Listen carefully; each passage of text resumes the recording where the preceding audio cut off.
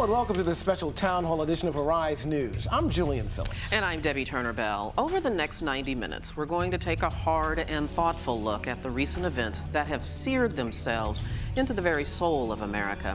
Events that came into stark focus with the fatal shooting of 18-year-old Michael Brown Jr. Indeed, tragic as his death is, Michael Brown is actually the spark that has reignited the heated debate over not only the American system of justice, but the ugly issue of racism. To help us explore these issues, we have some of the most authoritative and respected voices in America today joining us. We'll also be joined by journalists from our very own Arise News team, including Francesca Maxime and Shahan Ramkisoon. Shahan? Now, of course, these events touch us all, and that's why our audience is so vital. In the true spirit of a town hall meeting, we do want everybody here to participate. We want you to share your thoughts and opinions with us throughout the program. Julian. Francesca, so join us as we shine a light on issues too long kept in the dark, while also exploring how we can affect change, meaningful change.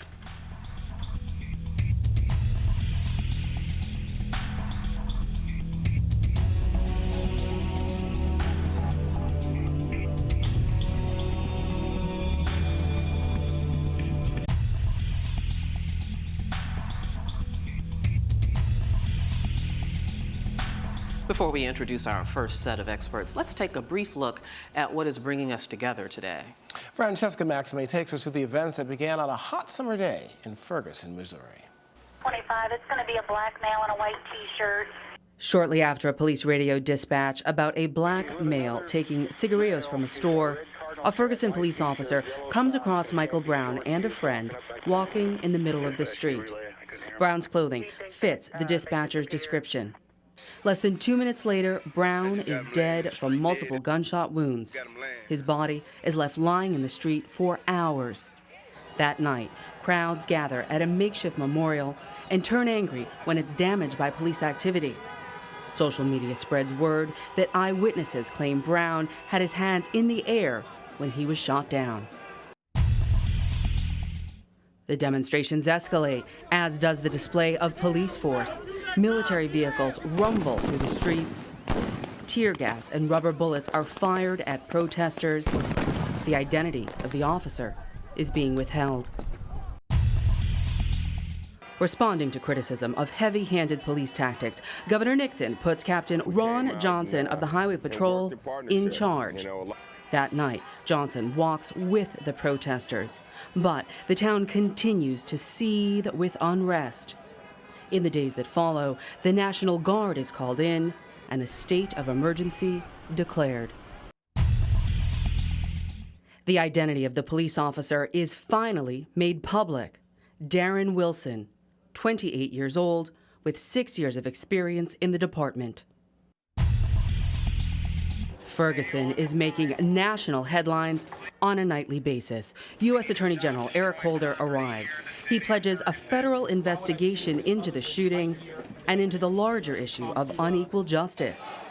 Meanwhile, a local grand jury begins to hear evidence.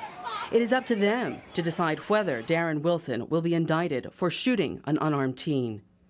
Controversy surrounds the choice of who's heading the grand jury process. There's concern that prosecutor Bob McCullough may have a bias favoring police. The marching continues. In New York City, Michael Brown's story is connected to that of Eric Garner, who died in a struggle with police. He was stopped for selling untaxed cigarettes.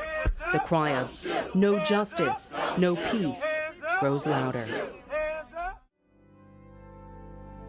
On August 25th, Michael Brown's funeral brings a huge crowd and calls to action by civil rights leaders.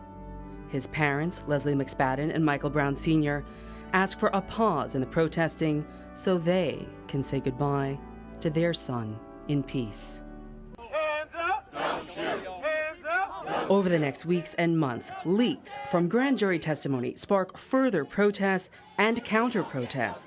The Justice Department demands local police stop wearing "I am Darren Wilson" bracelets and start wearing name tags. As summer turns into fall, we learn that the prosecutor was presenting the grand jury with a mountain of evidence without stipulating a specific charge for an indictment. word comes out that a decision would be announced.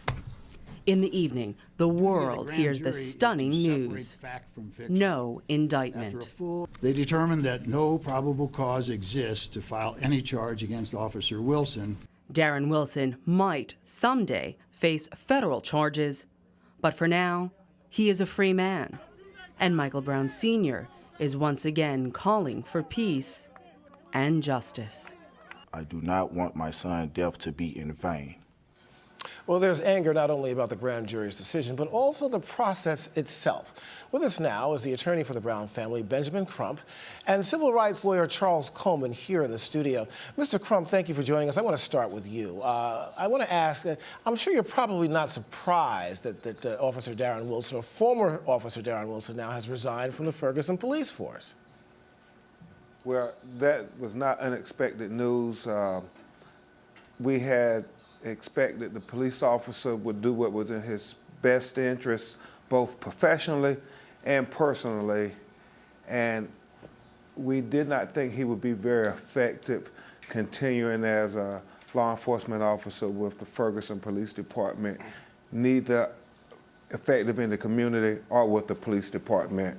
And so, but what our clients are still trying to deal with is the fact that the comments that he has a clear conscience, he would have did everything exactly like he did it, because it's troubling to them. Their unarmed son killed in this manner, and the shooter saying, I have a clear conscience, I don't have a problem with it. They would have expected more remorse. Even if he felt he had to do something to save his life, you still say, what kind of person isn't bothered by it, says I have a clear conscience. They question, did he have a conscience at all, especially considering the other things about their son looking at like a demon and a criminal, and that community best being a crime-infested community where the police don't like to come to. Ben, let me ask you, speaking of the family, Leslie McSpadden as well as Michael Brown Sr., we heard from all of you immediately after the announcement on the next morning, and there was a lot of emotion there. I saw Leslie McSpadden express anger at those very comments that you just referenced, that Darren Wilson said he had a clear conscience. How are they now, several days beyond, almost a week since the announcement has been made, and does it make a difference to them that Darren Wilson has resigned? First, Debbie, I think it is worth noting they went through Thanksgiving for the first time without their son Michael, and that was extremely emotional. So their emotions are still taking a toll on them in light of the week's past events with the decision and then the Thanksgiving holiday. So they're doing the best they can. As it relates to the announcement by the police, his resignation, they really haven't expressed too much one way or the other, because they're still dealing with this notion of his comments, because they, like most people in the community, want police officers who care about the community, who understands the value of everybody's role in society, and not police officers who are cold as ice, coming to police our community versus protecting and serving us. We really have to have a deeper conversation. There are larger implications about how we go forward, what lessons we learn from Michael Brown, and what would the legacy of this tragedy in Ferguson be. And I think it starts twofold. Number one, with policing, that we gotta have police that are community invested. And then and we have to be invested too. We have to work with the police. It works both ways. Right, and we're going to get more into that later on in the program, specifically that issue that you're talking about, Mr. Crump. But Charles, I want to bring you into this conversation as well. There's still a lot of talk over what the prosecution did or did not do in this case. Outside of Darren Wilson testifying for a lengthy time, we had something like 60 witnesses, 72 hours, 25 days worth of testimony here. But a lot of people charged that the prosecutor in this case, Rob McCulloch, did not do anything to really push for any kind line of prosecution on at least 5 different indictments. How do you feel about that? You know, Julian, the last time we spoke, I had not had an opportunity to go through the voluminous case file that was related to Darren Wilson's indictment. Since that time, I've had a chance to take a look at it, and one of the things that has struck me as a former prosecutor was particularly with respect to Darren Wilson's testimony in the grand jury. I never got the sense that the prosecutor was actually looking to secure an indictment. It felt, when I read the transcript, more like a direct examination where there were very open-ended questions, and Darren Wilson was essentially allowed to just tell his story. Now, when I was a prosecutor in the DA's office here in New York, one of the things that I relished was getting a witness who testified in the grand jury, because that was my opportunity to really nail it to them with a cross-examination. I never got that sense. I didn't get the sense that the prosecutor really wanted to push for the indictment, particularly when they had Wilson on the stand in the grand jury. And there's so many things unusual, as I understand it, about how this laid itself out, this data dump, if you will, document dump in the grand jury. Doesn't the prosecutor usually go before a grand jury with a very streamlined case and they advocate for the indictment that they want? Absolutely. Bob McCullough said something which I found peculiar during his remarks. He said, well, our interest or our intent was to get justice. At the point that a prosecutor makes a decision to go and present a case in front of a grand jury, their mission is to secure an indictment. Right. And they should have already made a determination with respect to their desire to get justice. And I felt like they sort of just put everything in front of the grand jury and decided, well, we'll see what sticks, as opposed to having a very strategic, very tactical approach to trying to secure an indictment against Darren Wilson. Ben, very quickly before we have to let you go, I know that now the attention is turning toward that federal investigation that's being conducted by the Justice Department. Will Mrs. McSpadden and Michael Brown Sr. wait until after that investigation until they decide what they might do with the civil case? Just a few seconds. No, they won't. They will probably move forward. A federal investigation can go a long, long time. And just quickly, we also have to talk about this process. It needs to be indicted. It's broken and it needs to be fixed, and I'm sure Attorney Coleman can speak on those issues. But it bears looking at what Justice Scalia said about the function of a grand jury versus what travesty we had occur in Ferguson called a grand jury proceeding. Yeah, point well taken. Ben Crump and Charles Coleman. Thank you both, gentlemen. Thank you. Now let's bring in our guests that are here in our studio audience, and we'll go over to Francesca. To you now, Francesca. All right, well, I'm here, Debbie, with Juan. He's from Brooklyn. He's only 14 years old, and he's been watching these events unfold, obviously, over the last several months, as we all have. And Juan, what was your comment and your question? My question was that, have you ever thought it's not just a black and white thing and more of a problem in cop society and how they abuse their power? So you're more saying that, for example, it's more about authority and about empowerment as opposed to just race? Yes. What has your experience been living as a teenager in Brooklyn? I mean, I see how the way that not all, most cops looked at me when I'm walking down the street with my friends. And yeah, it's not a very appealing look. You fear for your safety? Sometimes, but not always. Because I know not all cops are racist. All right, let's get some more commentary from my colleague, Shahan Ramkissoon. All right, thanks very much, Francesca. Now, if we're talking about justice here, lots of people have said the fact that this does not go to trial means that there really was no justice. And we're joined by Liz. Where are you from, Liz? I'm from Long Island. How did you feel that night when you saw that there was a decision that there will be no indictment? If you ask my first reaction, it was anger. I'm the mother of 2 teenage sons, and I guess in my head, what went through my mind is I have no right to ask the world to be a good, safe place for my sons if I'm not making the world a good, safe place for everybody's children. So I think, to me, it was why I moved to ACT. I had written something on Facebook, and then someone said, you need to be invited into this conversation, and so I'm thankful for that opportunity. What would you have to say to the prosecutor in this case, who many are actually criticizing that he didn't do enough to get this to court? To me, what I would say to the prosecutor is that I think he did too much to bring up the defense. For me, from my viewpoint, the role of the prosecutor is just to be the voice and the advocate for the victim, and I felt that that wasn't necessarily the only thing that I saw there. All right, thanks very much. Now back to you guys. Okay, Shahan, thank you so much. When we come back, a lot to cover here. We'll tune into the national as well as global reaction to the events in Ferguson. But first, some voices from the streets of America over the past few months. I think that we have structural issues, and it's not just the police force, it's society more broadly. You know, it connects to economic inequality and justice in the school system.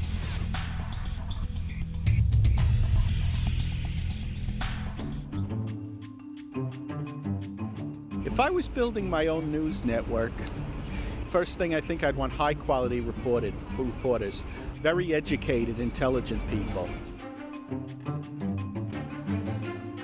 Hello, I'm Francesca Maxime. I'm Julian Phillips. I'm Wendy Gillette. I'm Sophia Songhai. I'm Gary Anthony Ramsey. Thank you for joining us here in New York City. I would like to see more people of color represented in high positions in media. We've got world-class journalists, veteran journalists who have been in this industry for decades, not just in front of the camera, but behind the scenes as well. People need to understand the problems that are going on in the community are much closer than we actually think they are.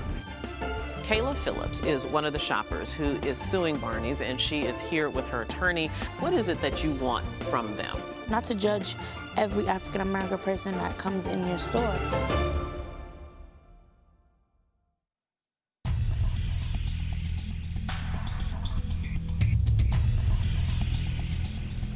Welcome back to our town hall meeting. When the news broke that Officer Darren Wilson would not face trial for shooting Michael Brown Jr., the immediate response was stunned dismay.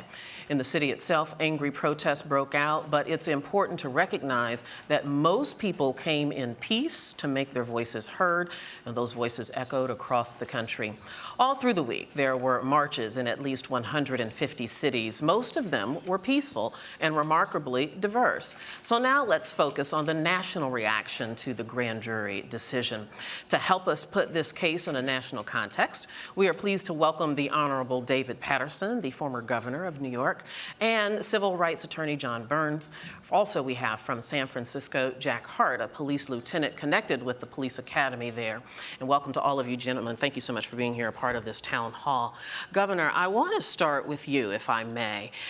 What's your opinion about the way the governor of Missouri, Jay Nixon, as well as the officials in St. Louis County and even in Ferguson have handled these mainly what started off to be peaceful gatherings that quickly seemed to degenerate, if you will, because of, it would seem, a police presence, a militarized police presence? I think the first thing I would have done if I was the governor would have been to have brought in a special prosecutor and not let a prosecutor who was in that area, who had a relationship with many people involved in this case, actually prosecute that case. What you've got to do to try to create peace is take action that makes everyone feel as if the system can actually help them. The problem in Ferguson is the problem that we used to have here in New York. This is the 50th anniversary of something called the Harlem Riots, when a 15-year-old black kid was not only shot and killed by the police officer, but he kicked his body over to see if he was dead, and a crowd saw it, and a riot took place immediately afterward.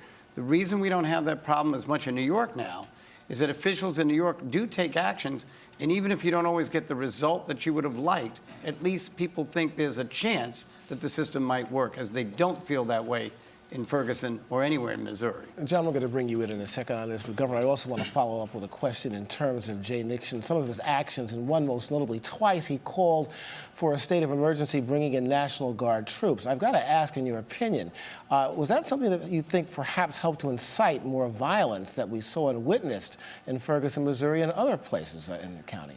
I don't have the facts that were in front of the governor. I'm not going to criticize whatever he did if the intent was actually public safety. But I think that what we're seeing right now is that too many people in this country are satisfied by this non-indictment and are trying to say that the system worked. They got due process. Why is everyone upset? Because it was in the process, not even the results, where you find most of the unforgivable actions that actually contradict what our Constitution calls for. You know, John, this is one of the cases that has really captured national attention. There have been other issues over the last 10 years, 20 years, but this really seems to have galvanized the country. We've talked a lot about the civil rights issues of this age. What issues has this provoked. Yeah, no, absolutely. I think if you look at the bare bone facts here, you have an 18-year-old unarmed young man who purportedly had his hands up that was shot down and killed by a white officer. That accusation alone can spark outrage. But then you compound that with you have this deep-rooted mistrust with the communities of color, with the police department. And that's not just in Ferguson, that's across the country. So people could relate to that mistrust. And then you have this reminder that Black lives don't necessarily matter with respect to the criminal justice system because we see African-American men killed on a daily basis with impunity. And then I think for this case, you really wrap around social media. And social media was amplified and used in a way that has not been used before because you see the hashtag Ferguson, you see the hashtag Michael Brown, and people were really able to not only watch the circumstances unfold, but they were able to provide their opinion in real time as well. And we're going to talk about social media a little bit later on in this town hall, but tell me what you think captured the U.S. attention in this regard. And Governor, I'd love for you to chime in on this as well, because there seems to be a diversity amongst the response. Absolutely. I think this is one of the first times in American history that you don't see that divide amongst racial lines. You see Hispanic Americans, you see Caucasian Americans, all voicing their concern with this problem and really demanding change. We don't have a remote, we understand, unfortunately, for Jack Hart, because he would have provided some other perspective on this in terms of policing and what we should do to move forward here. But in terms of policing, I think both of you might be able to answer this question. Of course, we talked about, sadly, the shooting of Black men is something that is not really covered nationally. But what started the coverage nationally of this particular event here in Ferguson was this paramilitary force that we saw here, you know, armored tanks and whatever kind of machine guns that they use. Anti-riot gear. Anti-riot gear as well as that too.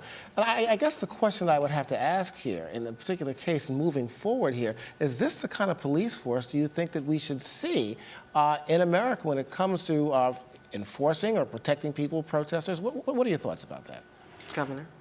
Well, I think that by the time a lot of those paramilitary forces got there, they were in a full state of riot. But the real question is, why would people riot in their own neighborhood? And I think that's the question that a lot of people who've never been in this situation keep asking. It seems so counterintuitive to what a normal person would do. It's because the situation is abnormal. It isn't just the police department. The rents are inflated. The educational system's underperforming. The prices for items are higher than they are in other communities. The healthcare system is inadequate. Everybody gets treated like they're a criminal, and nobody has an opportunity to even get the minimum skills that would help them go out and change this community. It's over 60% Black, and none of the leadership in the police department or in the government are. That's why when people have just had it, they rebel. And by the way, don't just say this is Black people. This happened in our own country under what they call the Revolutionary War. That's what the Boston Tea Party was about. Indeed, very insightful. Governor David Paterson, John Burns, thank you both. Appreciate it. Thank you. Jesse Jackson joins us from Chicago, a veteran of this country's long struggle for civil rights, and of course, the founder of the Rainbow Push Coalition, People United to Save Humanity. Reverend, welcome. And you know, you've been in Ferguson many times over the past months. I've got to ask, first and foremost, your reaction to the grand jury decision. Well, the grand jury concluded that the policeman shooting at him 12 times, hitting him 6 to 8 times, was justifiable. We think not. At best, you shoot to apprehend. He shot to kill, and the jury let him walk away. And that was a great grievance. And since it's a national pattern, it compounds the pain. The response to this decision has been overwhelming, not just in this country, Reverend, but of course, as you know, internationally here.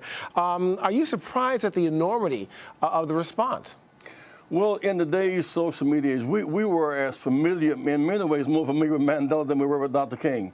I mean, the world has been dwarfed by distance and time. And America sits high upon this hill and often gives people many lectures on their behavior. But the world saw the Trayvon Martin outcome, where an unarmed Black kid was killed. They knew about Emmett Till and Medgar, both killed by whites who walked away after a jury. They knew about Rodney King. I mean, the whole world is watching, and we see a pattern, whether it's Fruitvale and Cincinnati, in Oakland, or whether it's Eric Garner being choked to death in New York City. It's wrong. I mean, we're 10 times more arrested than whites, more time for less crime. This is a very corrupted system. And I hope that early on that Mr. Holder will convene a federal grand jury, because we cannot depend upon this grand jury. It has no credibility. And the president himself will enforce the laws of EEOC and contract compliance and federal employment practice. In other words, but this police department, most police don't even live in Ferguson in the first place. With 55 white police and 3 African Americans, they cannot receive federal subsidy and do that. I would hope that the president will make a real commitment to enforce the laws, and those agencies of government that do not comply with civil rights laws, they should lose funding. Reverend Jesse Jackson, thank you so much, sir. Thank you, sir. And you better believe we have plenty of opinions on this in our live audience. Let's go over now to Shahan with more. Shahan. Thanks very much, Julian. And of course, as we listen to how police and governors reacted to this, I'm joined by 15-year-old Nellie. You heard that interview going on. When you saw how the state governor reacted in Missouri, do you think it was good enough? No, honestly, I think that he should do more because, this is his state, and his state should, have fairness, and it should have justice for everyone and all people. What do you think about the police reacting to protesters afterwards? Would you feel safe if you were in Ferguson? Honestly, I wouldn't feel safe at all protesting anywhere at this point. They're over-militarizing police, and they're reacting too harshly to the people who are just trying to voice their own opinion. All right, thanks very much. Now, if you can just so to go to Francesca now to get more from our audience. Yeah, Shahan, we're here with some more opinion, and this is Raheem from Queens, 46 years old. Raheem, what was your reaction to the national reaction to Ferguson? Well, most of the people that I was around and watching the whole thing escalate is like, we knew already what was going to be the answer, because they really never convict their own. You know what I mean? They'll give us the runaround, they'll give us the dance and the shuffle, they'll send people in, and then they'll just give us the listen, don't worry about it, we'll give you some money later on, and and that's how it's always been for years and years and years and years. This is never gonna change unless we unite. There's gotta be some form of unity. Like, you have these giant mega churches and religious organizations, and they're not coming together. How are we ever gonna change anything? All right, Raheem, thanks so much. And Julian, back to you. Thanks, Francesca. Perhaps the prevailing thought of a lot of people in this country here. Segregated day of the week is Sunday. Absolutely. When we come back, we'll explore what it means to be a young black male in America. Stay with us. My heart goes out to black males. Black females, are mistreated, but not at the degree as black males are mistreated in America. It's unfortunate. It's unfortunate. It's everywhere. It's in New York. It's in South Carolina. It's in Ferguson, Missouri. It's in California. It's everywhere.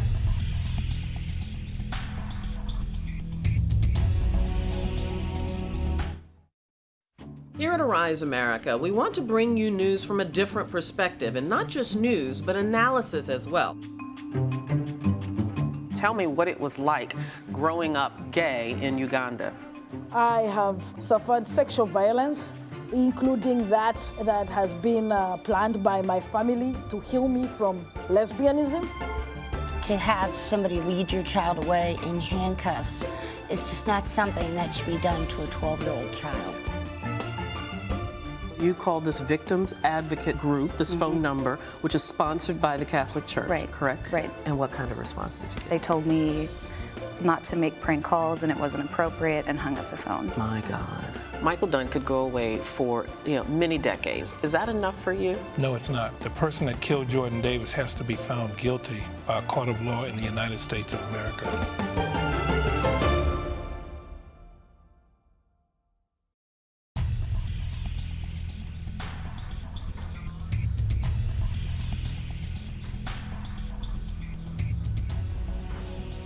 Welcome back to our Town Hall special here at Arise News. Ferguson, from anguish to action.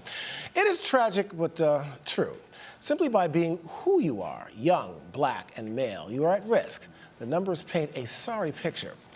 A new study this fall from ProPublica found a young black man is 21 times more likely than a young white man to be shot dead by police. The U.S. Sentencing Commission says black offenders receive sentences that are 10% longer than white offenders for the exact same crimes.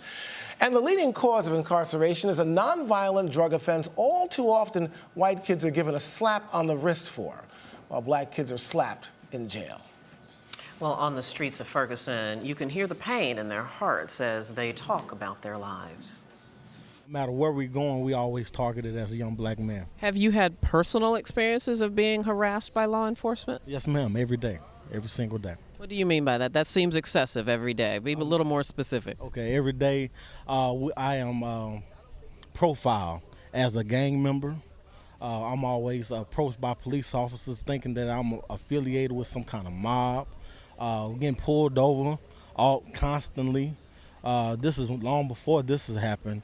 And just seeing brothers and sisters impacted by that on the daily. And I hate to ask the question this way because it's such a cliche, but how does that make you feel? It makes me feel that we have to address this issue unapologetically and to understand that racism is alive and well and that it's not going anywhere until we face our problem. Thank you very much. What has life been like in terms of relationships between city officials and particularly police and the residents of this community? Rough, but it's just not here though. I lived in multiple places in St. Louis. It's everywhere. Describe it. It's tragic. They harass us for no reason. Like recently, we finished playing basketball. We were sitting in the car 4 deep, just talking about how the day went and everything. And they pulled up on us 3 cars deep, telling everybody to get out the car face down. They checking the car, checking us, don't find nothing. They still harass us for no reason. You know, we hear these stories over and over, and they sometimes, for someone who hasn't experienced it, it just feels like a story. What does it feel like for you to live it? It feels bad because we haven't did anything wrong, but they make us feel like we done something wrong. The way they search us and treat us, you would think we had 8 kilos in the trunk. But we don't have anything, you know. We just finished playing basketball. We athletes. We're not out here doing the bad things that they want us to do or expect us to do. That's not what we're doing. Just come in and just assume stuff instead of really actually knowing what's going on. Say that one more time. They basically come and assume things and not know what the real story is. They just come in and just harass us all the time. My coach is the police chief. One day we was in the car coming from our basketball game with him. It's 4 of us in the back, well, 4 of us and plus him. That's 5 people in the car. He the driver, he just bought the car. I guess his officers didn't know that was his car, but we was driving through his municipality and they pulled us over because there was too many of us in the car. What they did was they came to the passenger side first instead of the driver's side, so they didn't know it was him. And when they actually got to talking to us and doing what they was doing, they realized it was him and they didn't have no reason to pull us over. He was upset. I mean, I would have been too, to see my officers work like this. That's not how it's supposed to go. Well, no, it's not. Michael Curry is on the national board of the NAACP. And in Washington, we have a young theologian, Broderick Greer. Welcome to the show, gentlemen. Michael, I want to start with you. You know, there has been a lot of progress in this country in race relations. We can't deny that. We're looking at President Barack Obama. But the justice gap, it seems like, in a sense, and you heard those numbers coming in here, it seems to be it's widening. It is widening. I think part of the reality is we're not willing to have that conversation, whether you look at the outcomes in our court systems, whether you look at the arrest record. I just read a report recently looking at drug addiction and drug use being predominantly white, but the arrest for drugs being predominantly African American and Latino. It goes across the board in our criminal justice system. And, you know, the challenge is for us to finally recognize it and do something about it. I think that's what we're hoping will come out of this Ferguson situation. Broderick, let me bring you into this. You know, it would seem that the stereotype of the angry black male is perpetuated because there are young men out there, as was demonstrated in this piece that we just played, that seem to get targeted by law enforcement, and that makes them angry. Then you have law enforcement that will profile a young black man as an angry black male. How do you stop the cycle? I think there has to be some sort of training of police that humanizes the lives of black people. If you read the grand jury testimony of former Officer Darren Wilson, he characterizes Michael Brown as a, quote, demon. That is not a humane way to refer to another human being, a human being that he has been tasked with protecting, not killing. Police need to be trained in sensitive, humane ways of how to interact with people who don't share their skin color. I'm going to also point out that, of course, Officer Darren Wilson has indeed resigned, now former officer. You know, I want to come back to you, Michael. Some time ago, this is maybe 2 weeks ago, former Governor Mike Huckabee on Fox News were talking about this particular case here. And he said organizations, specifically the NAACP, is no longer relevant. And when we talk about the justice gap and other issues here, how would you respond to that? It's just a ridiculous argument. And of course, you hear it from people who don't know what we do. If you go around this country, no matter what city or town you're talking about, there's a branch, and they're taking these cases of police brutality, whether it's racial profiling, whether it's the stop and frisk issues you've seen right here in New York, the issues of health disparities, economic development, the predatory lending. You go across the board, and the NAACP is on the front lines of all that work. It is an ignorance that comes out of, and it's our work to sort of to address that ignorance. Huckabee, I'm not surprised that he made that comment. I think it was so important, Michael and Broderick, you do chime in as well. It's so important to help socialize our black men in this community to, if you will, not be daunted by the stereotype. I think most of us that have overcome bias in our lives, we had to do it in spite of the obstacles that are there. It seems with this young generation, I wonder if you're seeing this, that it's very easy for them to use it as an excuse, as something to hide behind, as opposed to a mountain to scale. It's overcoming for many of us African Americans. You know, I always tell the stories. I was stopped frequently up to 27 driving a car.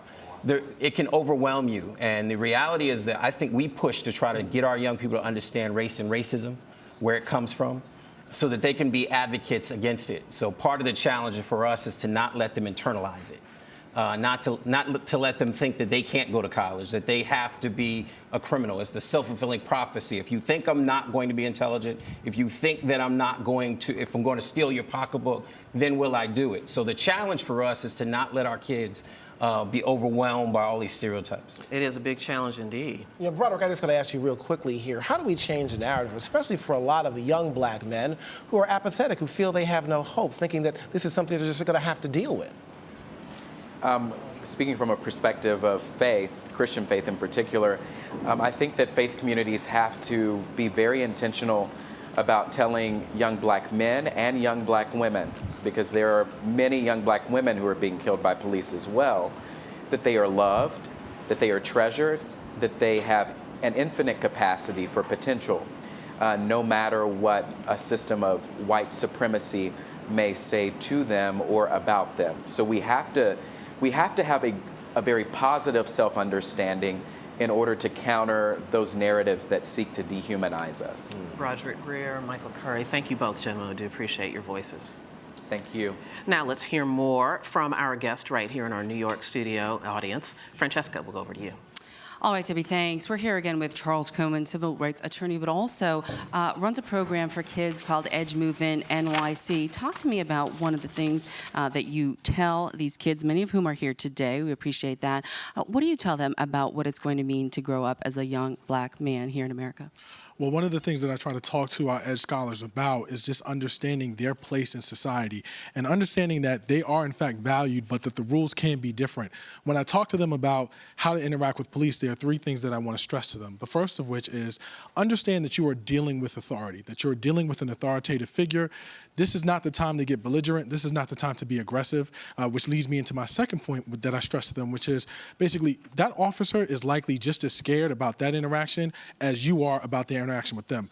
No sudden movements, nothing quick that will escalate the situation or make things worse. And finally, I try to underscore to them, if you're uncomfortable or you feel like something's inappropriate or too many questions are being asked, do not be afraid to ask for a lawyer. And quickly, can you tell us some of the ways that people can pay it forward by helping out kids like this? Sure. A lot of people think that simply because they're not into politics or they're not into law or mentoring, that they can't do anything to help this thing get better. But what I like to tell people, I encourage them, find whatever it is that you're passionate about, find your talent. If you're an artist, maybe you donate some time with respect to helping young people with art. If you're a musician, you can do the same. The big point of all of it is to help them understand that they are supported, that they are valued, and Black lives do matter. All right, Charles, thanks so much for that. Back to you. All right, thanks very much, Francesca. And I'm joined by Chad Harper, who is with Hip Hop Saves Lives. And you do lots of work with the youth. Tell me what their reaction is, specifically black teens, with regards to police and them being stopped. Yes, we work with a lot of youth here in New York City, and a lot of my youth have been stopped and frisked 7, 8, 9 times, and they're at the age of 13, 14, 15 years old.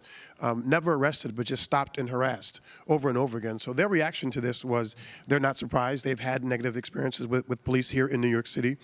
Of course, they're angry, but it's also very confusing. Now, what do you say to these youth? Yes, they should not be, aggressive with the police, but it does get to a point where they feel this is unfair. How do they go and lay these complaints, and to whom?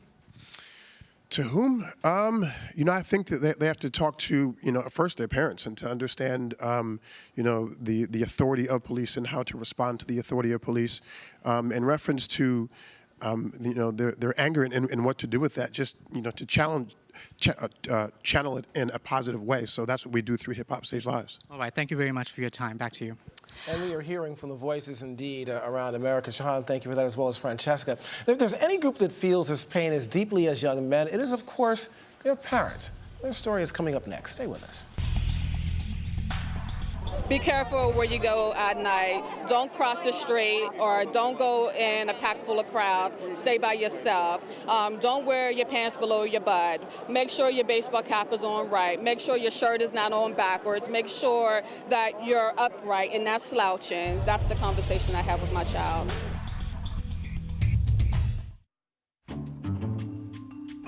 Looking at mainstream news stations where only you have a very small minority of people of color being newscasters and actually having prominent roles in the media. In a newsroom in the United States, maybe 10% of decision makers come from communities of diversity. That's not right. Well, diversity is important because the more complete the news is, the more accurate a picture you're getting of the world, and the more you can form an accurate opinion of things. The vision here is not just to tell the main stories of the day, but to tell the news that other organizations don't tell, and tell it in a way that people like me, people that look like me, that look like you, are interested in. Arise News. Arise News. Arise News. Arise News. Arise News, every culture, every angle.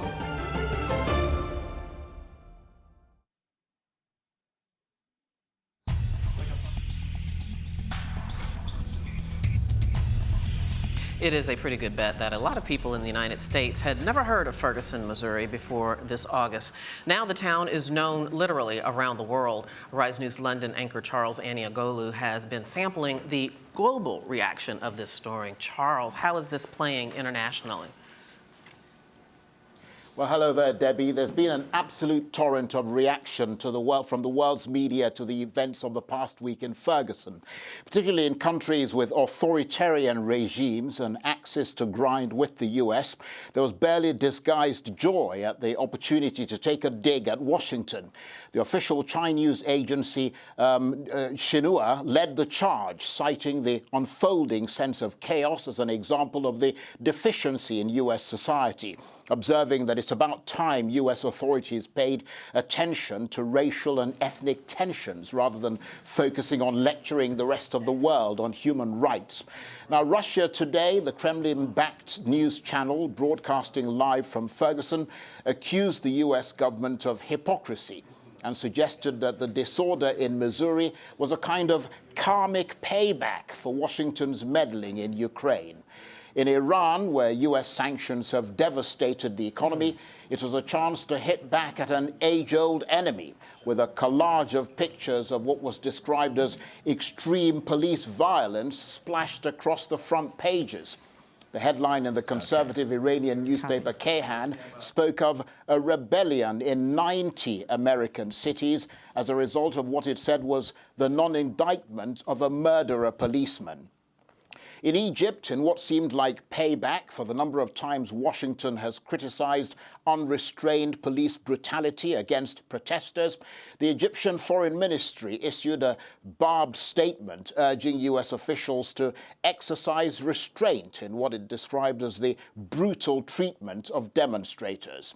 Across the Middle East, there were innumerable expressions of solidarity with the Palestinians who've been under the authoritarian heel of US-backed Israel, expressing strong support for African Americans in Ferguson, even offering tips on how protesters might best cope with tear gas attacks. On Twitter, several Palestinians shared photos of homemade signs that read, "The Palestinian people know what it means to be shot while unarmed because of your ethnicity."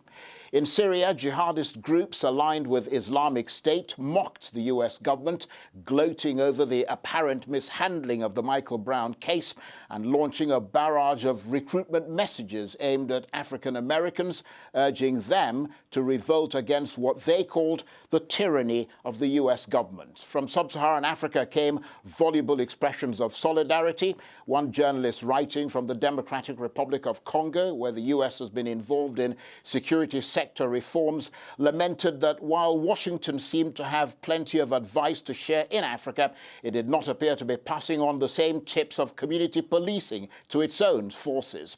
One African magazine said that black men in America are now an endangered species, hunted like wild animals in a blood sport. It also warned that Ferguson would be remembered as one of the defining moments of police brutality against black people under the black presidency of Barack Obama. Well, here in London, a city that's seen its share of protests against alleged police heavy-handedness, hundreds of demonstrators were joined by Carol Duggan, whose nephew Mark was shot dead by a Metropolitan Police officer in 2011, leading to widespread riots throughout London. One protester said he was there to challenge what he called the cheapness of black lives in the US and the UK. Now back to you, Julian and Debbie in New York. Charles, let me ask you a question before we let you go. You did mention sub-Saharan Africa in general, but I want to ask you specifically about South Africa, which of course under apartheid was no stranger to racial disparity and oppression. How has this Ferguson incident played there? Well, Debbie, in the same way that African Americans reached out to South Africans during the worst years of apartheid, if you recall, groups like Trans Africa and African Action were instrumental in not only getting Nelson Mandela released, they put a lot of pressure on the American government and governments around the world, but they also reached out to South Africans and were in solidarity with them. And so across South Africa, in the past week, there's been an enormous outpouring of support for African Americans in Ferguson and around the United States. In fact, some South Africans were talking about going to America to stand shoulder to shoulder with African Americans in solidarity, because they all remembered what happened with apartheid and how much support they got from the African Americans in the United States. All right, Charles Aniagolu reporting for us from London on the International Reaction. Charles, thank you so much. I got to tell you, I'm listening to this thing. I think it's more of a political reaction than those who genuinely feel anything for black males in this country. We report day in and day out on all the atrocities that take place around the world. And I think this pales in comparison, in a sense, to all the things that we talk about with ISIS and all the things that are going on in various sectors.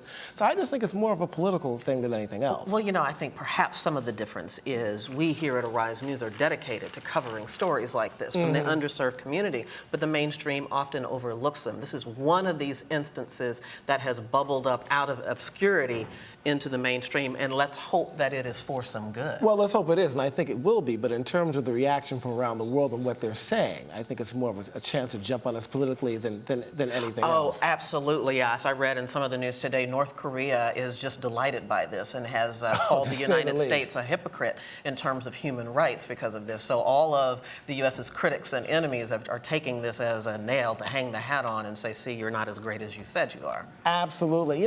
Interestingly enough, I'm just just wondering, outside of the rhetoric that we're hearing that Charles was talking about from some of these countries from around the world, what answers or solutions they might have. As we see, and we've reported on in some of the football games around the country where fans are throwing bananas out onto the field of African players, of people of color. What kind of solutions might they have? I'm just wondering about that. Well, yeah, I haven't heard anybody submit any solutions in that regard, but I've heard them, draw a lot of links, make a lot of connections. For instance, one news outlet compared what's happening in Ferguson to the Maidan, to the uprising in the Ukraine. So everywhere there are people, and there is a diversity of people, there generally is an oppressed people. And at some point, that group of people finally gets tired of it and rises up, and in some cases it requires riots to get people's attentions. Not excusing or condoning violence, but history has shown that very often that's a part of the process. That little expression of sick and tired of being sick and tired, I think is something that's representative here in this particular case. Mad as heck and don't care. Exactly. And of course, obviously, we have a lot of comments from our audience. Let's go now to Francesca Maxime. Well, Julian, from the international community's reaction to the events in Ferguson, we also wanted to take a closer look at some of the more subtle aspects of parenting a young Black man. And I'm here with Nicole. She's 26 years old from Brooklyn, and she has a lot of cousins and friends that are young Black men. What's your reaction to the reaction that you think they're going through right now? I mean, I think that they are seeing the United States of America with new eyes. I think they have faced racial profiling their entire life, and now they're seeing it's open season on Black males. And the question I have is, what do you do when it's open season on Black males, right? You can't tell someone to interact with the police differently. You can't tell someone to pull up their pants. That's not going to change everything. What we need to do is to fundamentally re-examine the foundation of what this country was built on. In our Constitution, when it was first drafted, a Black person counted as 3/5 of a human, right? The same Constitution we're still using. We have to give ourselves a deep look and look at our history and then make change from that. Certainly that influenced the voting process here in the United States. Going to Shahan now for more commentary from our audience. All right, thanks very much, Francesca. And I'm joined by Ed Marie from New Jersey, and you're also a father. What do you tell your children when they see things like this on television?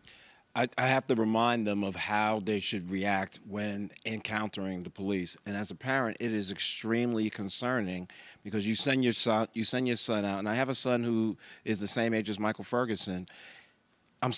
Brown. You send him out into this world and you're hoping for the best, but we have to constantly remind them of how to interact with the police, how to make sure that you survive this type of event. And it's very alarming. You're hoping for the best, you say, but how do you now tell them that might not be possible given the circumstances? You deal with it honestly. You let them know that. You use this as a teachable moment. All right, thanks very much for your time. Let's go back to Julian. Okay, thank you so much for that. We so appreciate that Tracy Martin, the father of Trayvon Martin, joins us today from Florida. Mr. Martin, your son's death has led you to a life of action. And here we are in a situation again where there's no indictment, this time for a police officer. And I've got to ask, what is running through your mind when you see something like this and you were so much fighting for progress in this area? I didn't hear the question. Could you repeat it? Yes. We have seen the non-indictment of a police officer. You now have devoted your life to action so you can kind of right the wrongs as you see it and other people see it in this country. But here, what we see and have witnessed again, a non-indictment and a travesty of justice in many people's eyes. How does this make you feel? Do you feel this is a great setback for what you are trying to do to right the wrongs? I definitely feel that it's a setback to what we're trying to do because it just shows that the value of African-American young men and women's lives are as equal value. We don't get the same justice when it comes to other ethnicity groups slaying our children in the streets. You know what, Tracy, so much of what has allowed you to move forward and be an advocate is getting past the anger and I would imagine the resentment that goes along with tragically losing a child unjustly. I know that you have developed a relationship with Michael Brown Sr. and Leslie McSpadden. What's your advice to them to not only deal with the loss of a child, but to get past that hurt and perhaps turn it into something that could perhaps be positive down the road? Well, first, I just try to explain to them that no matter what anger that they have, the hurt isn't going to go anywhere. The hurt is going to be there for a long time. But it's how you channel that anger and how you channel that energy and turn it into something constructive. I had long conversation with Mr. Brown, and I just let him know from a father's perspective that that there is light at the end of the tunnel. Even though his child's life is lost, he still can do some constructive things. He has other children that he have to still live for, and he have to stand in the gap for those kids. Tracy, how do you deal with the disappointment? In your case, George Zimmerman was indicted, but he was acquitted. And so how do you deal with the disappointment from your point of view as a parent that justice was not served for your child? I think dealing with the disappointment is relatively easy because at the end of the day, I kind of sum it up in a perspective as the justice system wasn't built for us. So, I really can't be disappointed in the system that wasn't built for me, but at the same time, the system's supposed to give you hope. And I'm hopeful that the system will end up eventually helping out the level playing field of justice. But right now, it was an injustice in our case. The disappointment was there then, and it's still here now. Mr. Martin, I want to ask you in closing quickly here, in terms of changing this narrative, we're talking about action here and what parents can do, what this nation can do to change things for kids, as well as parents who have to deal with young black men going out there in the community and being concerned that they may not come home. How do you change this narrative? Well, it starts at home. It starts in how we groom our children. It starts how we get our children educated and prepare them to go out into the streets. And we can simplify a lot of things by just instructing them. If you are stopped by a law enforcement officer, just go ahead and comply with whatever he's asking you to do, whether you're in the right or whether you're in the wrong. Mm-hmm. That sometimes can be the difference between life and death, unfortunately. It will make a difference. No matter if you're doing, if you're absolutely doing nothing.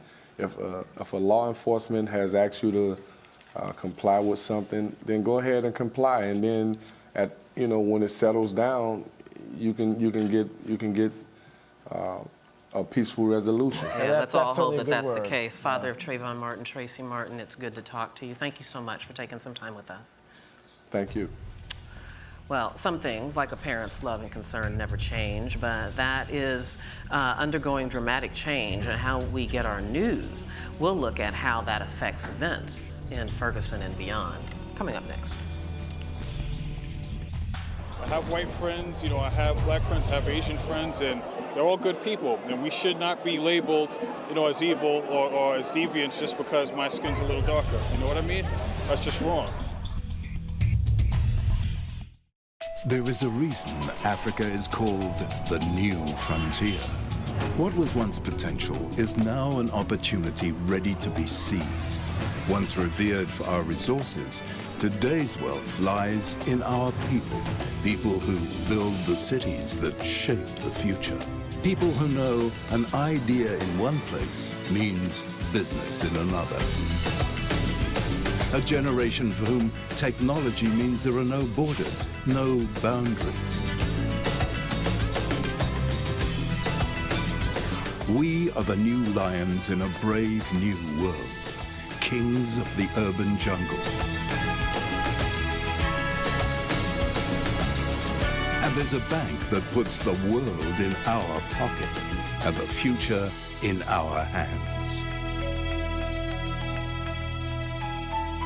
UBA, Africa's global bank.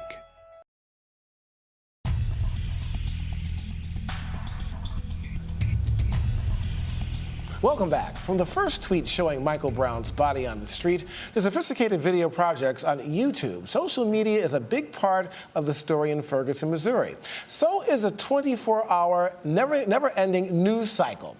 The prosecutor blamed the cable frenzy for fanning the flames of protest. Chris Phillips is a video journalist whose 100 Days, 100 Seconds video is making waves, and he joins us from St. Louis. And here in the studio, we have Dante Berry, Deputy Director for the Million Hoodies Group, which uses social media to organize demonstrations, as well as Dr. Paul Levinson, who is a professor of media studies at Fordham University. Welcome to all of you, gentlemen. Thank you so much for being here. Dr. Levinson, let's start with you. We'll go at the academic approach first, and that is talk about how the pervasiveness of social media has been around for a while, but it's ubiquitous now, how it has changed what's happening in Ferguson.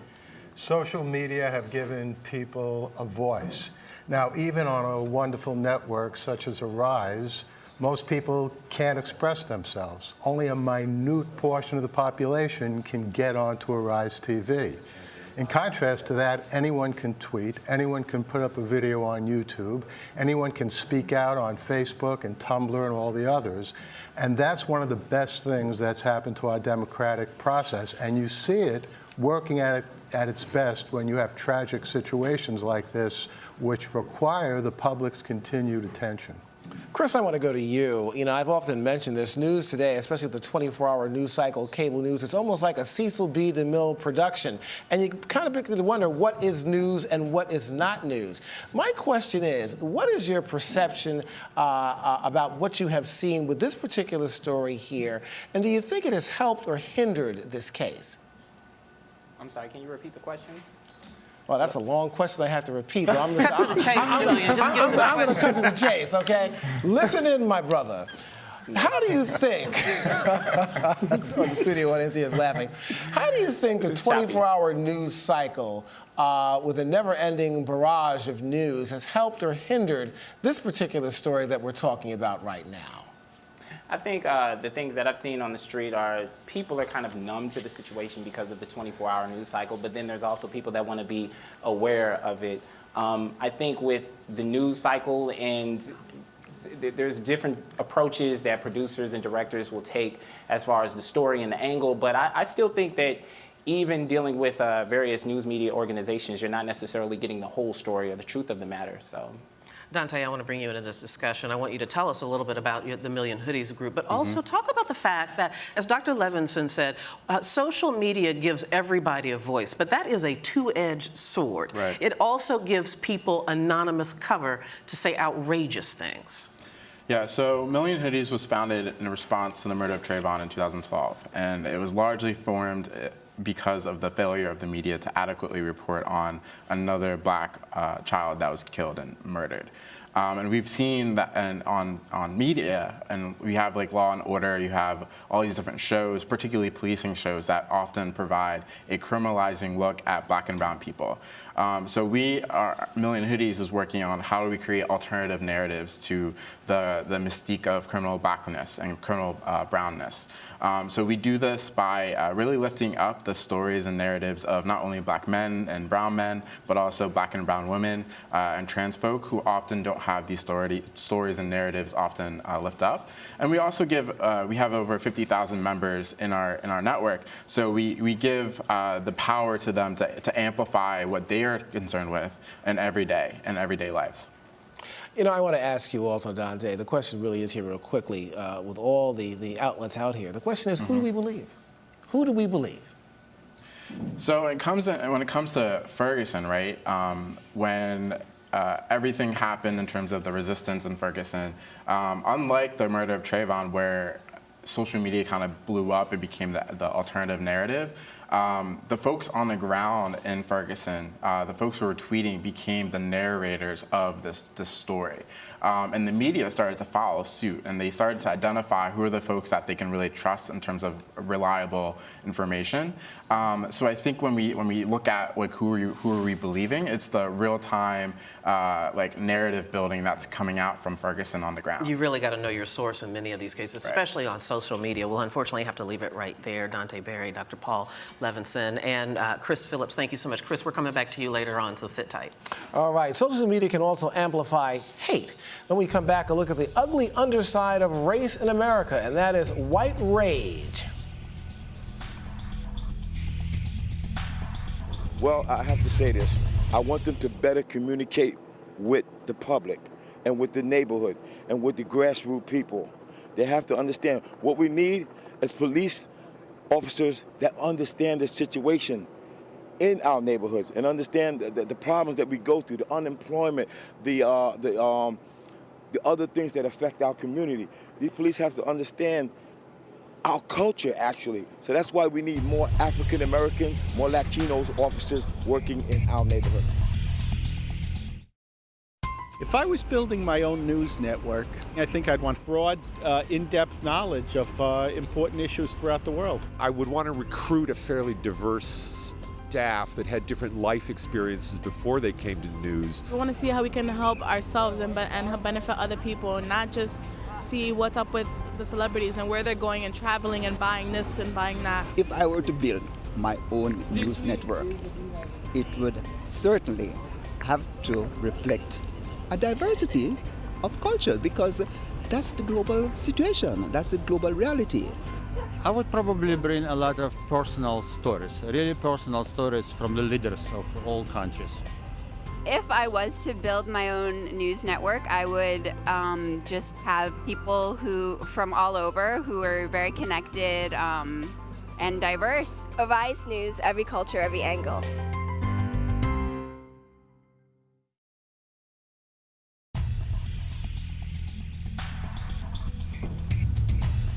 You know, you really have to be warned. Reading the comments posted on various news sites can ruin your day.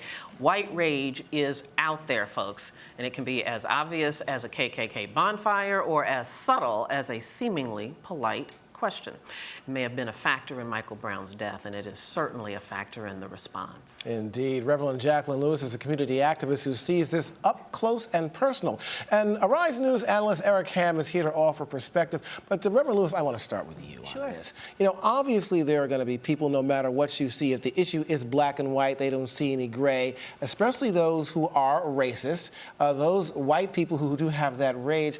How do you deal with this? I mean, when you see these kind of comments on social media, on tweets and what have you, what runs through your mind and what possibly can be done to change the minds of people who are bent on feeling a certain way, no matter what they see?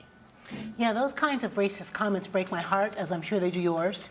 I think two important things that I want to list. One is we have to be smart and analytical. I'm a pastor, I'm a theologian, but I'm a person. So we have to remember our history and understand where these things come from. They're rooted in what I like to call the fault line of race in America. When a nation is built on a fault line called race, these kinds of events are happening to crack that fault line wide open. So people are responding out of fear and out of anger, and frankly, they're responding out of the potential loss of power.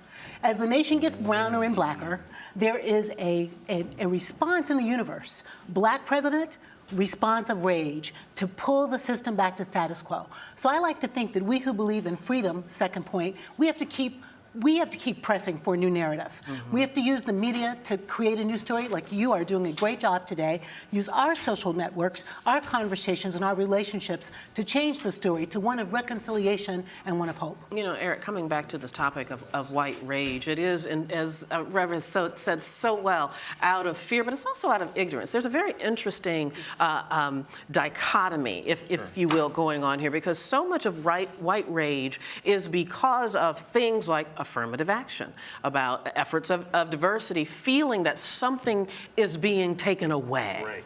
And being from Washington, where, you know, I look at the political construct, you know, I think that's what's driving a lot of not only what we're seeing here, but what's actually taking place in our political climate, where you have a black president, and you look at the voting population, the white population, and it's dramatically dwindling, and you get a sense that people feel like there's something being taken from them. I mean, there were people who were thinking, for example, Mitt Romney was going to just win this race, and then you saw, like, you know, even with getting the white vote that, say, Ronald Reagan got, and it still wasn't enough. And it's like, what do we do to change the dynamic? And I think people are feeling a sense of helplessness, you know, which is why I think we're seeing a lot of this being fueled. Well, perhaps there's nothing you can do for certain people. And my father said and grew up in a small town in Carroll, Illinois, filled with hate back in the 60s. He says, you know, some of these old folks are just going to have to die off.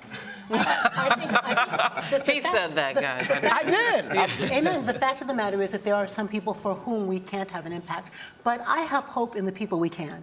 I serve a multiracial, multicultural congregation. So also is Riverside. So also is Park Avenue Christian. I think in these faith-based communities where people are getting together to have the difficult conversations, if we can create a kind of momentum inside our congregations to say, let's speak the truth in love, but let's have the tough talk. When were you othered? When have you othered someone else? So that we begin to have a kind of virus of healing.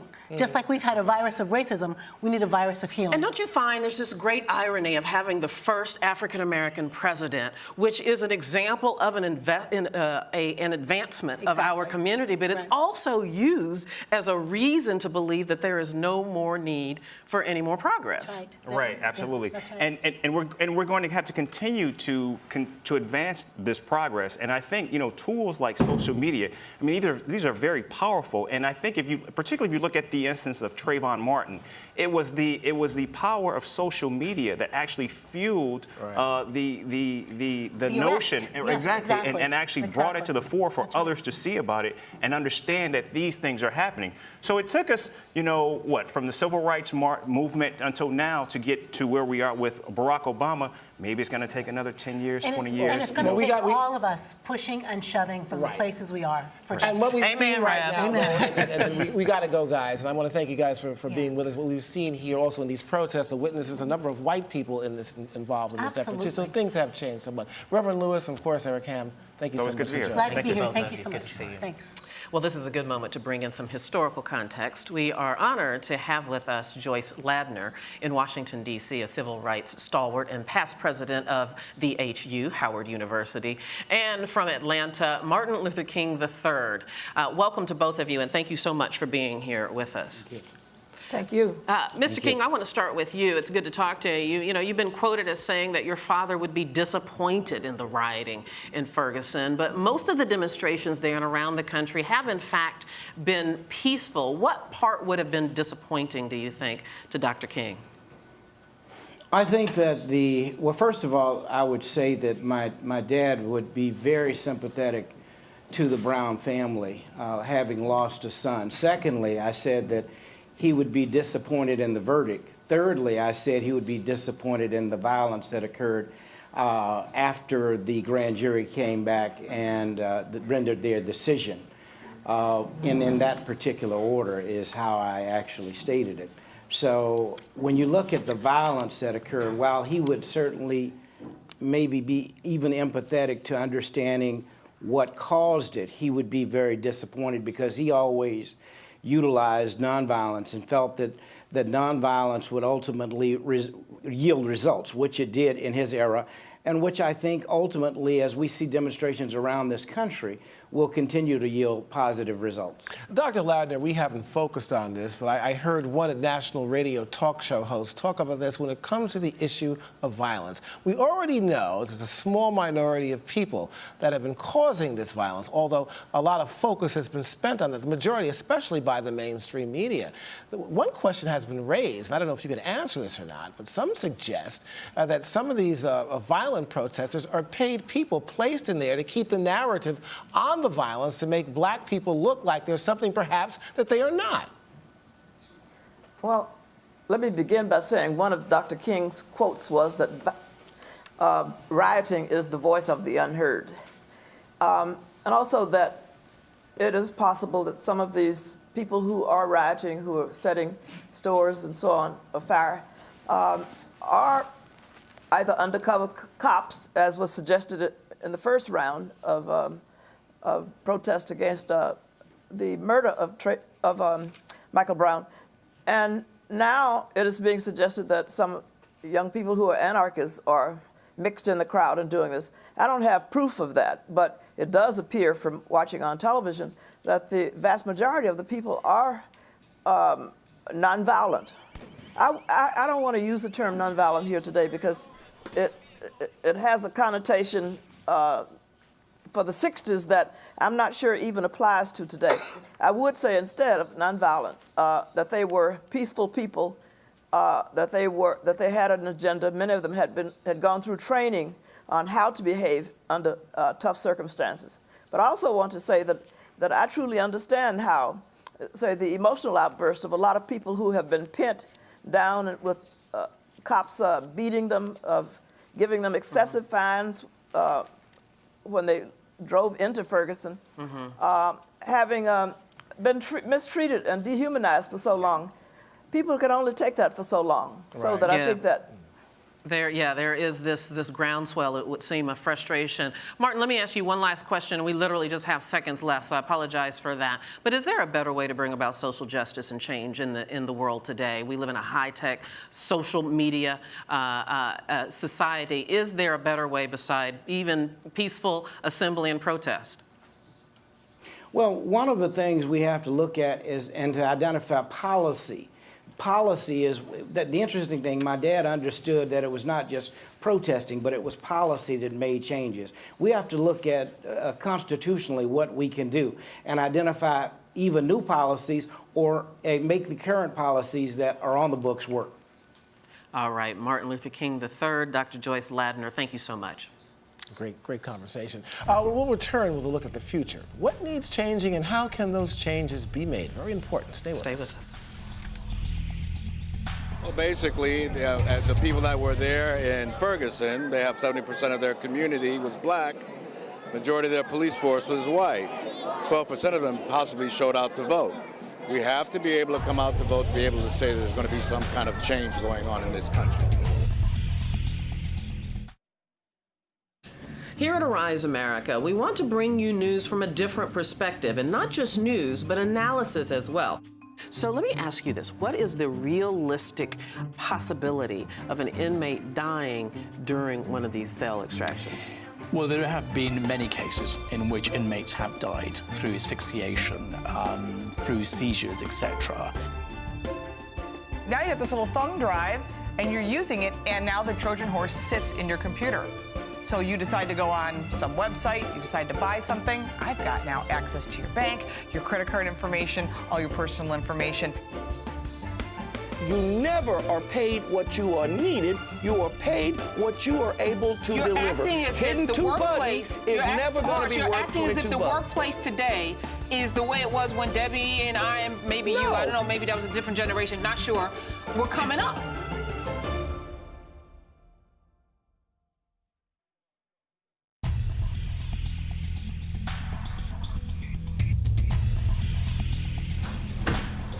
Well, is the story of Ferguson the story of America's future, or can we change that narrative? And that's why we were here. Let's explore that question with Monique Presley, an attorney and commentator on social justice issues. Michael Curry joins us once again from the NAACP, as well as Chris Phillips in St. Louis, and from San Francisco's Police Department, Lieutenant Jack Hart.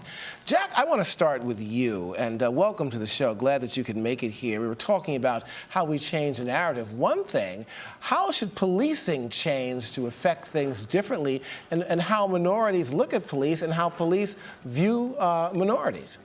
It's a great question. Policing definitely needs an upgrade. The status quo of policing that we've done for the last 10, 25, 50 years definitely needs to be upgraded. I mean, when it comes to the use of force training, the training is very simple. That if a person commits all of the elements of the crime, then the crime is complete, and then a police officer can use force to effect that arrest, overcome resistance, and prevent escape. But talking about force, look at the outcome. Look at the outcome that happens from even small crimes like jaywalking, selling cigarettes. Is the outcome of force really worth it? Yeah, Jack, and that's where we need an upgrade. That the skills and the tools that we employ as police officers are great. We are great at it. We do perishable skills training. We know how to drive. We know how to shoot. We know how to effect an arrest. But what we don't do is go for police officers' hearts and police officers' minds. To say that the mindset is not just an arrest anymore, but it's that the Actions of a police officer in an instant can affect a person for life and a community for generations. And realizing that that is the truth, we need to act towards service, justice, and fundamental fairness in every single contact that we have. And Jack, to your point, I just want to get your opinion about this. Darren Wilson, of course, gave an interview to ABC just after the announcement of the grand jury's decision not to indict him. And he was asked by the journalist, was there any point that he could have done something different to bring about a different result? And Darren Wilson said very confidently, no. There was nothing that he could have done. Based on what you know about what happened that day and the testimony and what he said, was there something else he could have done to perhaps produce a different result? Well, it's hard to say. I mean, it's hard to say because I wasn't present for the testimony. I wasn't there. I don't know the totality of the circumstances that were going through his mind and heart at the time. But we have to remind our police officers through training, like Blue Courage training, that we have the courage to look at ourselves and act decisively before instances like this happen. In the days, weeks, and months leading up to an incident where, if God forbid, if deadly force is used, if my name comes out in the public that I did it, I want someone in the public to say, yeah, that's Officer Hart. He's one of the good ones. So at the time, it's very hard to say at a split second, but what we do know is there was a lack of trust between police and the community. And it's almost impossible to repair that after the effect and after an incident. It's our job now to have the courage to look in the mirror and look into our hearts. How do we give our tools the right emotional, mental, physical, spiritual goals and ideals of what a police officer and guardian for the 21st century means? And how do we maintain that over a career that lasts 20, 25, Jack, and 30 years? That is great. I just want to cut in for a second here, because clearly we know that a lot has to be done, Monique, legislatively, politically, economically. But I want to focus on things socially. Not what other people can do to affect change for us, but what we need to do as Black people, as a Black community, to help change this narrative here, to make people perhaps view us differently. You can't force people to love you, but you can change things to make them respect you. How do you feel about that? Well, you absolutely can make the changes, and the changes that need to be made are ones in the legal system, ones in the use of force guidelines, ones in training of police officers. But you're right, that all starts with us. It starts with showing up for the council hearings. Amen. It starts with showing up for the commissioner meetings. It starts with a third of us not failing to go out to vote for regular elections. There's no such thing as an off season. So when it's time for us to decide who our governor is, we have to be heard. When we're electing prosecutors, which is in over a third of the territories here in the United States, electing prosecutors, we can't complain about the McCulloughs of the world if we didn't show up to make another choice. So I'd like to see us have race profiling guidelines like the National Lawyers Committee wants us to have. I'd like the Michael Brown law to become law. That's body cameras for every police officer who's having interaction with a citizen. We need modification on use of force guidelines, because the fact of the matter is, Jillian and Debbie, what happened with Darren Wilson has been happening and is going to keep on happening as long as the guidelines aren't changed. We knew, those of us who do this kind of work, that they weren't going to indict. We keep hearing all of these statistics about how it's very rare to not get an indictment, but that's not true when it's a police officer involved. When there's a police officer, they never do it. In fact, Monique, I read a statistic that's actually quite startling. Over the period, I think, of the last 20 years, there were 162,000 grand jury hearings, and only 11 came back with no indictments. And most of those were police officers. Very difficult to indict a police officer in many cases. Chris, let me go out to you. You know, over the weekend, especially on Black Friday, there were big protests at the major malls in St. Louis. I've shopped at all of those malls. I want to go to Chris. There he is.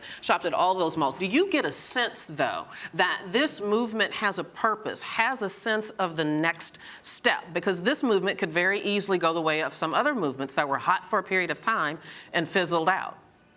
Well, in the experiences that I've had over the last 3.5 months, I've seen a conscious consistency amongst the people that are involved with this movement. So I definitely think that people are in it for the long haul, and they're ready to get their issues addressed and really start change. Michael, I want to focus on one thing here. I'm talking about the black family and what we need to do to help those who are disenfranchised, those who are single-parent mothers, those who perhaps don't have jobs and stuff like that. That's one thing I think we need to focus on. We talked about some of the political things. But the other thing I also want to focus on is the issue of what politicians are doing right now. Governor Jay Nixon has enacted this thing called the Ferguson Commission. Do you honestly think that that's going to do anything? Yeah, I think the challenge is we have a tendency, or lawmakers have a tendency to create these commissions. The statement around all of this policy stuff that we need to focus on reminds me of a statement a white Irish politician said to me once. He said, if you're not at the table, you're on the table, or you're on the menu. So the reality is whatever they put in place, whether it's a commission, a task force, the city council hearings, the legislative meetings, we need to show up in force.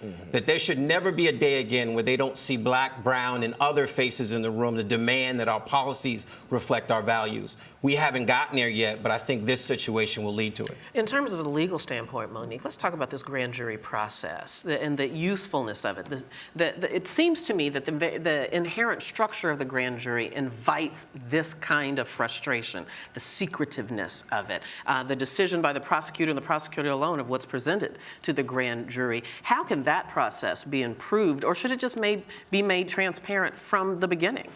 Right. I think the real issue is that we have citizens who don't understand the process, because it's not that the process is typically failing us. The process typically works. However, I think there's growing frustration out on the streets, in the homes, because people have no idea what the process is. So if we were out there informing not just on how to protest or on how to boycott, but saying, listen, this is a secret process and we understand that, but this is what's going to be told to the grand jury. They're going to be given use of force guidelines. Those guidelines say this and this and this. They're going to be given this evidence. There's going to be this testimony. We can't stop teaching our children this in school. We have to teach it as adults, because some of us never knew that Monique, information. understanding the process is the key as far as I'm concerned here, because one official in Ferguson said to me point blank, it didn't want to be recognized. He says, look, when you had the protesters going to the first city council meeting after this whole thing happened, people were yelling and screaming, but they were yelling and screaming for the wrong things, because sadly, they really did not know the process. That's right. And we've got to get people to teach them that. Yeah. Chris, let me ask you, do you get a sense that the two sides, and it is along racial lines, are listening to one another? We see that they're talking at each other, but are they listening? I think that some people are starting to listen. I mean, in the documentary that I'm working on, I really want to address those issues. I think that there are a lot of people that are disconnected from Ferguson, and they have a different experience. They've never had to deal with racial profiling. They've never had to deal with those kinds of issues. And so really, it's my hope that I can bring that to light through film. But I believe everybody is talking to each other, but I still think there is a disconnect. Chris Phillips, Michael Curry, Monique Presley, Jack Hart, thank you all for your perspective. Thank you. Okay, Francesca, what opinions do we have from the audience about what needs to change? Well, Janae Woods is here, and she actually penned an article on how whites can be allies in the struggle. You have some recommendations. Talk to me about what you wrote. I wrote an article called 12 Ways White People Can Become Allies to Black People in the Wake of Ferguson. It's on my blog, whatmatters@janaewoods.com. And in that article, I invite people who are white to examine at a fundamental level what are the social, economic, and political constructs of whiteness that endanger Black life. This is not to say that there's anything inherently wrong with being a white person. All people have value regardless of their skin color. But white people need to make a shift from being passive onlookers in this struggle to being active allies who support Black people. And I know that there are wonderful white people out there who care and who do believe that Black lives matter. And they need to do things like understand the racialized history of the United States. Ferguson did not happen in a vacuum. It is the product of centuries of structural and systemic racism, of discriminatory housing practices and economic policies, and it all just came to a head. And this is not something that is isolated. It's going to happen again. It has happened before, and we need to join together. Janae Woods, thank you, and to Shahan. All right, thanks very much, Francesca. And as we talk about change, I think it's very important that we talk about a change in attitude for ordinary citizens of the US. And I'm joined by Darren and Justin. Tell me, guys, how do you actually make this matter with yourself and your friends? I mean, I just came back from visiting with my family for Thanksgiving, and one of the biggest things I think that white people have to do is be willing to have the awkward conversations. We never had the conversations about what do you do when a cop comes up to you, because that doesn't happen.